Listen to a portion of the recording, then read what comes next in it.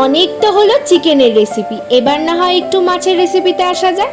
তাই আজকে কিন্তু বর্ষার দিনে নিয়ে চলে এসেছি কিন্তু দই ইলিশের রেসিপি।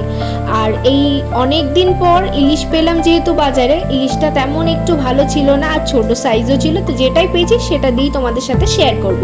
তো ফার্স্টেই আমি এখানে ইলিশ মাছ নিয়েছিলাম, আর ইলিশ মাছটা কিন্তু আমার 2 দিন ফ্রিজে রাখা ছিল, যার জন্য এরকম অবস্থা হয়েছে।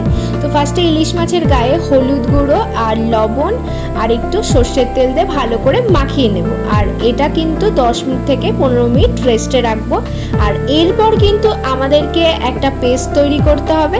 আর তার জন্য নিয়ে নিয়েছি কিন্তু হলুদ সর্ষে বা সাদা সর্ষে যেটাকে বলা হয়, সেটা নিয়েছি 3 চামচ। আর এখানে নিয়েছি কালো সর্ষে 1 চামচ আর 1 চামচ পোস্ত। এরপর নিয়ে নিলাম কিন্তু টক দই।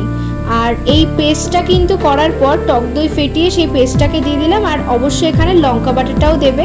আর এরপর কিন্তু একটা টিফিন বক্সে এরপর কিন্তু এই টক দই সর্ষে পোস্ত এইগুলোকে কিন্তু ভালো করে এই টিফিন বক্সের মধ্যে ঘুরিয়ে নিতে হবে, আমি যেভাবে ঘুরিয়ে নিচ্ছি। আর তারপর কিন্তু একটা লেয়ার হয়ে গেলে ভালো করে মাছগুলোকে সুন্দরভাবে সাইজ করে এটাকে দেব, আর এর উপর থেকে পুরোটা গ্রেভি ছড়িয়ে দেব। আর এরপরে দিয়ে দিলাম কিন্তু 3টে কাঁচা লঙ্কা আর সর্ষের তেল 2 চামচ মতো ছড়িয়ে দিতে হবে।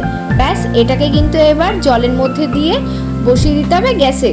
তারপর কিন্তু একদম রেডি হয়ে যাবে দই ইলিশ। আর তোমাদের রেসিপিটা কেমন লাগলো অবশ্যই আমাকে কমেন্ট সেকশনে জানিও। আর তোমরা আমার ভিডিও কোথা থেকে দেখছো সেটাও কিন্তু অবশ্যই কমেন্ট করে জানিও।